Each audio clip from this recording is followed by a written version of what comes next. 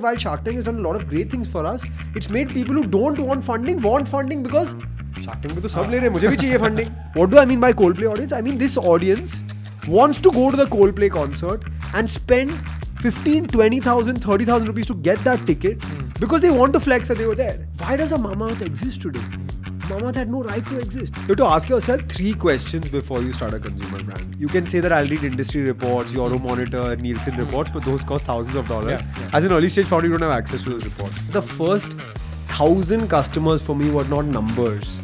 They were names, email addresses, addresses and faces. And by the way, I failed miserably. When I went offline, I could not stand against them. And I accepted defeat and I left that market. So thank you so much for coming to the Mesa campus, Arjun. Thank you. And, after difficulty and a lot of logistical mess ups, I made it. Today, I think what we wanted to do was, given that our audience are usually audiences who are starting to build something of their own. They want to build something of their own. And especially probably in the D2C space, in the consumer facing space, let's try to create some kind of playbook for them. And given that you yourself have built successful businesses in the past, now you've become an investor, invest in them. I think it would be lovely to hear from you as to what your perspective is, as to what the first 5 steps are. What is it that people should keep in mind? What are the pitfalls possible? What are the things that they should over-index their focus on? I think I wanted to start off by picking your brain on you've met a bunch of founders in this space, right? How do you feel, or what do you think is the right way to pick ideas? Like, how do you think people should go about ideating what it is that they should be building, or even for that matter, understanding whether what they are building is the right thing to build at the right point of time? And how have you seen successful founders actually do it? See, I think every founder that's successful in a D2C business has some right to win. Yeah. So there are lots of categories that you can build in. And the good and bad part about consumer businesses, everyone around you, including your friends, family, grandparents, cousins, relatives, are all consuming those products. Correct. So everybody has an opinion and they're very close to you to be able to want to build. But because of that, it also becomes a massively competitive space. And usually in consumer, the barriers to entry are much lower than, let's say, a B2B SaaS or a deep tech business or a defense tech business or any of those kind of businesses, right? So given the barriers to entry are low, you have to find some right to win, some moat that allows you to be different from the rest of the brand. Let's take the example of boat, right? While Aman and Samir understood the problems in the audio space, understood that there is no brand at a reasonable price point that's truly a brand, Aman came from JBL distribution experience. He had done that in the past, seen what worked and didn't work, and then identify this problem. Take the example of my friends Mohit and Malika who built Momsco. They lived outside of India, had kids, saw the problem that they're not getting the quality of products they were getting outside of India, let's say in the UK, in India for their parenthood, and then came up with this problem.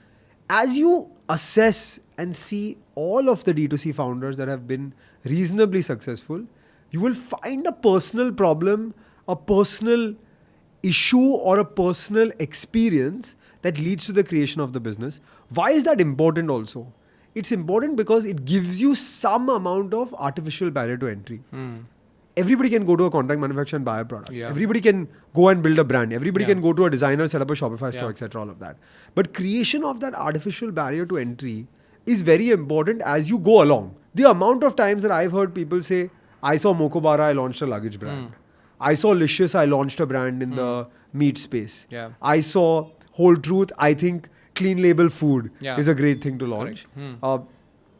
Unless you have some right to win or moat, it's very hard to differentiate yourself from the slew of competition that will come in because you're not China. You're an open market and anybody can enter at any point of time. Correct. And what you're saying is that, just to break this down for our audience, that whenever the barrier to entry is low, there are going to be more people who are going to be able to replicate something that is being built, right? In a free market like India, the barrier to entry is low. People will be able to replicate. And so you have to find some right to win. That right to win something could be deeper, right? A manufacturing right to win. That right to win could be an R&D right to win. That right to win could be a distribution right to win, a brand right to win, a product format right to win. an ingredient right to it. It has to be something that allows you to stand apart from the clutter of brands that are already existent but will be created in the interim, seeing your success as well. No, that's super interesting. Now, say suppose there's a founder out there who kind of puts down, say, maybe 3 or 4 ideas that they feel they are passionate about, number one. Number two, that they feel they have an unfair advantage in because they have a customer insight or a business insight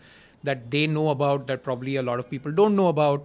At the same time, they also feel that with respect to capabilities, they are able to do something much better than maybe what the competitors would be able to do.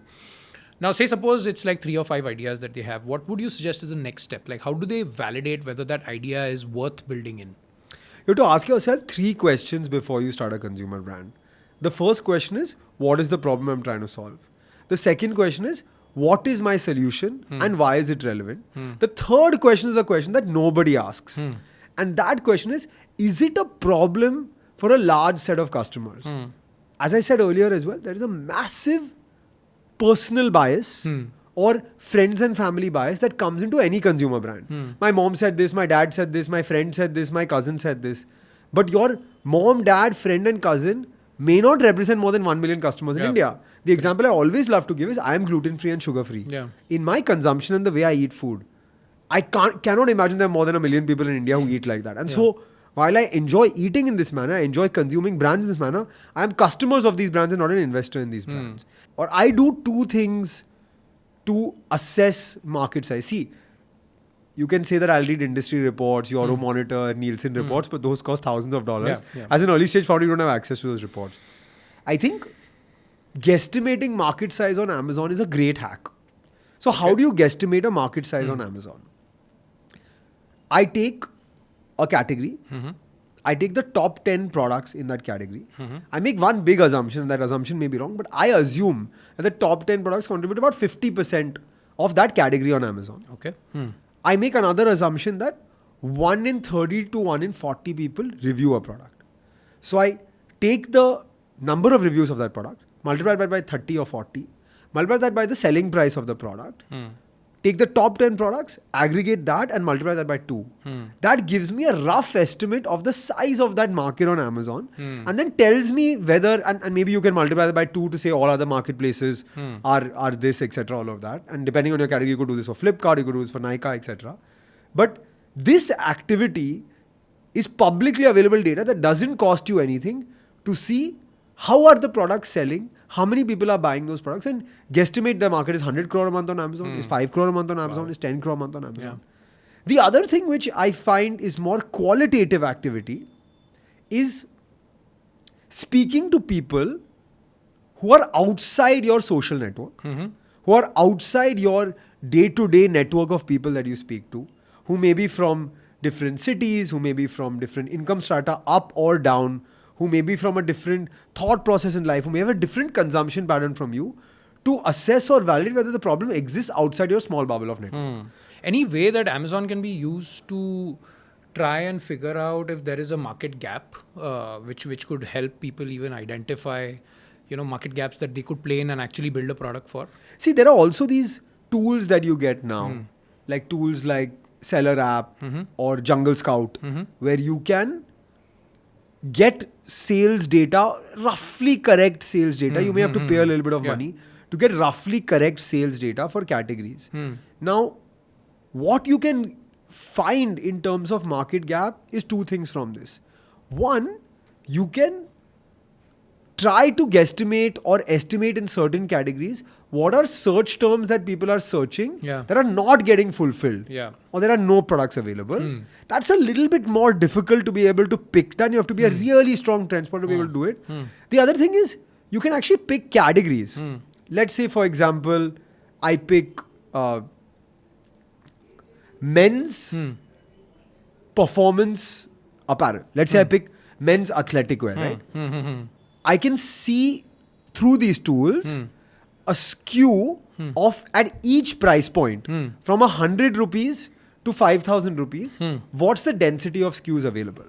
And when you see the density of SKUs available, you will see that between 1,000 to 2,000 rupees or between 2,000 to 2,500 rupees, there are no SKUs. Or between 2,000 to 4,000 rupees, there are no SKUs. That can tell you that below this price point there are SKUs, above this price point there are SKUs, but in between this price point, and usually we are seeing now in India, there is lots available at premium, there's lots available at mass, lots available at mass premium, and some amount available at luxury. Yeah. But this premium price point Is for the TG of aspiring consumers, of the 300-400 aspiring young middle class consumers who are earning the 6 to 25 lakh or 6 to 30 lakh a year, there are going to be a lot of gaps that exist. And this customer 5 years ago did not buy products at a premium price point. They stuck to the mass premium price point because they were okay. Today they want something that looks good. Today they want something that feels good. Today they want something they can flaunt. This is the Coldplay audience. Yeah. What do I mean by Coldplay audience? I mean this audience wants to go to the Coldplay concert and spend 15, 20,000, 30,000 rupees to get that ticket because they want to flex that they were there. Yeah. They value the experience and they value the quality of the experience as well. So they will hustle and make that happen. And that audience is not just going for a Coldplay audience. That audience is not just going for a Coldplay concert. Yeah. That audience is buying a Mokobara product. That audience is buying a DU product. That audience is buying a Whole Truth product. That audience is buying all of these products that in the past their parents did not want to spend money on. Yeah, yeah. One of the things I was trying to ask her was that are founders in India becoming bolder with respect to starting something in the premium space in D2C in India? I'll refute that by saying one thing. There were always founders that were starting things in premium spaces. Nobody took them seriously because they never took off. This is the first set of those founders who have taken that bold step, and there have been lots of founders who have taken that bold step in the past also, but the audience didn't support them. Yeah, correct. The market didn't support them. And that's a lot about timing as well, right? Yeah, and sometimes you just hit the right timing to be able to do things. Yeah. I would say that building brand in today's world, which is much more social media friendly, is much easier than maybe say 10 years ago, right? There's also that much more noise, but if you're good, if you're focused, if you have the right messaging, the right positioning with the right set of customers, you can build a brand fast today. I think you have to be true to a vision and true to a purpose to add value to the customer in the clutter as well, right? Yeah. Like you clicking a follow button is the easiest thing in the world and costs no money and anybody can do it. Yeah. But clicking an unfollow button is also the easiest thing in the world. Correct. And so there is clutter. There has always been clutter, and there will be clutter on this platform as well. There is clutter on performance marketing. That's why customer acquisition cost is going up. There's clutter because everybody's thinking they can start a brand now, launch a Shopify page, buy some inventory and go. But in that clutter, there is beauty that exists, right? Why does a Mamaearth exist today? A Mamaearth had no right to exist. Why does a Dr. Vaidya's exist today? Why do brands like Mokobar and Assembly exist when VIP, Safari and Samsonite existed in India?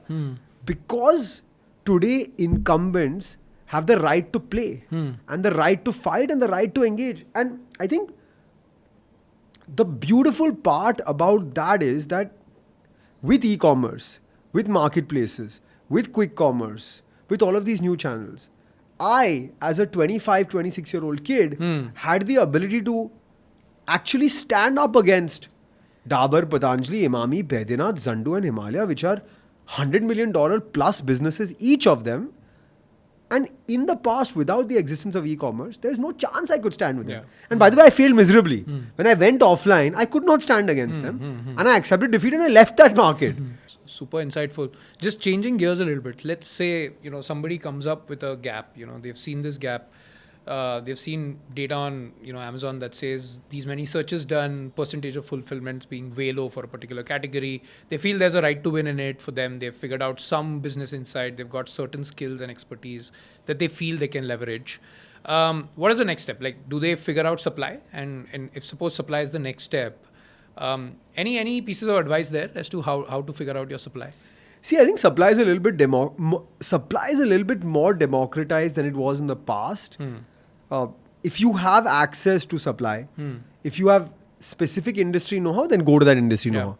But if you don't, you will be surprised at the gems you can find on platforms like IndiaMart and Trade India. As a mature brand doing 5 crore a month also, I was going in IndiaMart to see, is this kind of bottle available? And is this kind of cap available? And is this kind of packaging available for my product that wasn't there? India has massive depth in manufacturing. India has huge depth in manufacturing. and not so much depth in brand. So the qualitative part is go and spend time with the manufacturer. Don't send someone from your team. Explain to them your vision, mission. And I love Vistara as an airline. I love Vistara as an airline because they do a great job with their miles program. Their website is good. Their flights are nice. Their service is good. But I loved Vistara as an airline most when on my birthday last year, I got a call from a number that seemed like spam. As a founder, you know how it is. You pick up every phone call, right? Like you don't know who it is, so you pick up every phone call. So it seemed like spam, but I picked up the phone call. And I got a call from Vistara saying, sir, you're a Club Vistara Gold member. We know it's your birthday today. We just want to wish you a happy birthday. No gift. No, I want to send you something. No, I'm crediting 500 miles to your account. A lot of companies do that on your birthday. Just a call from someone from Vistara saying you're a valued customer. Happy birthday. That's it. Cut the call. That amount of nuance is something that allows you to delight customers in a way that you're not able to delight customers, or other brands aren't able to delight customers. So I think that today, D2C, e-commerce, is not a business like it used to be in the time I ran it, where you just figured it out along the way. It's an extremely technical business. You have lots of competition. The competition knows how to work the technicals, and so you have to have a conversion-friendly website. Your website has to be SEO optimized. You have to dispatch orders on time. It cannot take more than 2 days for your orders to reach a metro. You have to have a proper checkout mechanism that's quick and seamless on your website. And query redressal has to be good and efficient. If you're not able to do any of these things, this is table stakes. And you have to figure this out within the first quarter. If you don't figure this out, you're in trouble. Again, moving on to the next step. Say, suppose somebody is able to do that, moves to a stage where they have stable supply, they've started selling. You need to hire your first 5 people to actually start building your company. Now, if we were to be very tactical about the first 5 people and the skills that these first 5 people need to have specifically for a D2C brand, what are the skills that are required? Who are these people that you would hire? I would not say 5. I would say the first 3 people you have to hire in your D2C brand are a hacker, a designer, and a marketer. The hacker is the generalist profile in your business. That's the person who's hacking growth for you, who's finding new avenues for you, who's a generalist. Usually what we call in our world as founder's office, CXO's office, chief of staff type position. You need to have one generalist who's doing absolutely everything. The amount of creatives required in an e-commerce business is massive. So you have to have someone with a design, brand bent of mind that can get stuff moving, can get an ad out, can get a social media post out, can get a emailer out, all of that to get you off the ground, can make changes on your website, etc. All of that. And then a marketer, because in the early days, performance marketing is crucial, and someone with technical knowledge of performance marketing is required so that your agency doesn't take you for a ride and your money is not all completely wasted. If you're running at 0.5x ROAS for 6 months, you're over. Game over for you, right? So I think these 3 personas of people need to come together. Sometimes founders themselves have these personas. Sometimes founders are able to solve for some of these personas. But if you don't, and you have a product background, these 3 personas are required on day 0 of a D2C company to start. The next step is to probably get the first 100 customers, right? So what kind of advice would you have to people to kind of figure out how should they go about getting their first 100 customers for the product they have finalized? I heard Varun from Mamaearth, when I had a conversation with him like 2 years ago, say a very important thing to me. He said the first 1,000 customers for me were not numbers. They were names, email addresses, addresses and faces. And so sometimes founders lose their way in saying, I want to build a big business, build a big business, build a big business. So I'm thinking about my customers as numbers. There are 1,000 of them, then there'll be 2,000 and 5,000. I was one of the first 100 people to use Atlas, the visa service, to get my Turkish visa. And I was like, the founder reached out to me directly. He was a founder that raised maybe $10 million on day 1, right? Or more. Founder reached out to me on WhatsApp directly, asked me for the experience, said, can I add you to an evangelist community? That community, the founder is on that WhatsApp group. People are giving feedback to the founder. He's adding features to the product. And then he sent me a very nice thing, right? They said, our first 100 customers, your photo is in our office with your background and who you are, and send me a photo of my photo in their office. Amazing. That's amazing. That feeling is like something special, right? And so I've gone to recommend it to 100 people now.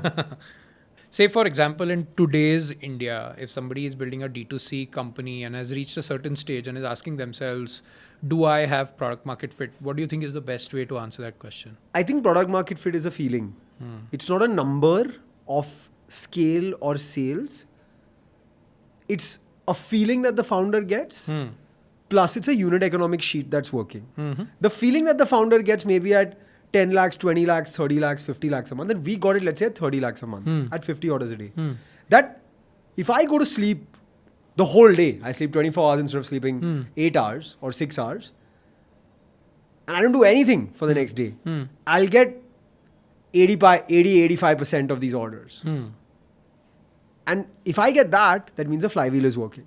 So for us at 50 orders a day, we said, even if we do nothing, at least 45 orders will come tomorrow. So from there, we can move from first gear to second gear and second gear to third. We've learned how to drive the car, right?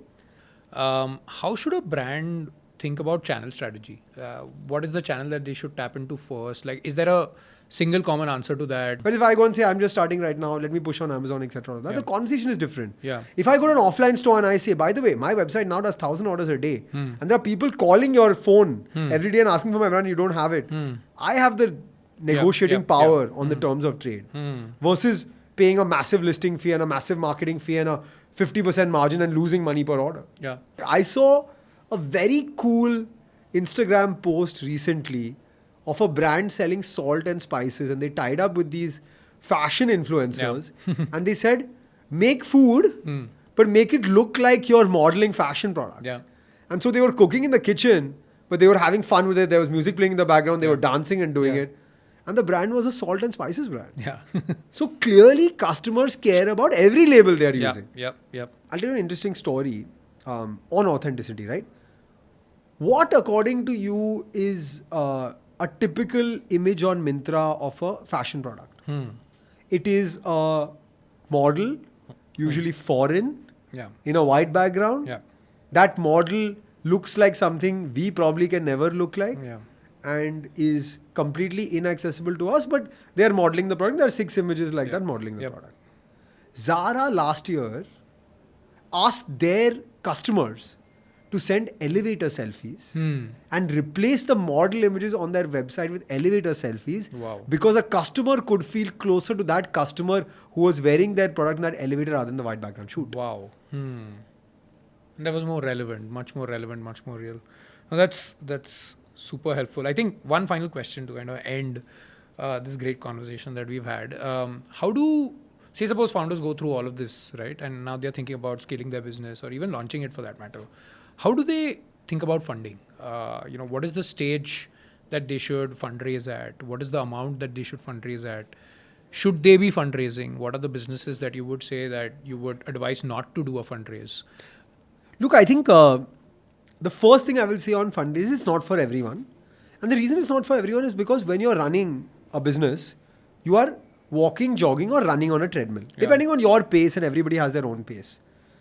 When you raise funds, the pace of that treadmill is adapted to your partner coming in as well. It could be angels, it could be an institution, it could be whatever. Our audiences are super hungry for such very practical pieces of information, and especially that there are so many more D2C brands that are going to be built in India. The future is bright, and I think many of our audiences hopefully will build these like 500 crore D2C brands that will exist in India. So thank you so much for coming here. I think it was an absolute pleasure. My pleasure. Brainstorming was like I loved the amazing. conversation. Of course, now I've been told that our students are eagerly waiting for you. So I can't wait. I need to stop talking to you. That's what I've been That's told. the main event. Yeah, that's the main event. So thank you so much. I think it was My an pleasure, absolute Varun. pleasure. It was lovely hosting you here. And we'll move on to the next event, which is you talking to our students. Sounds good. Thank you so much.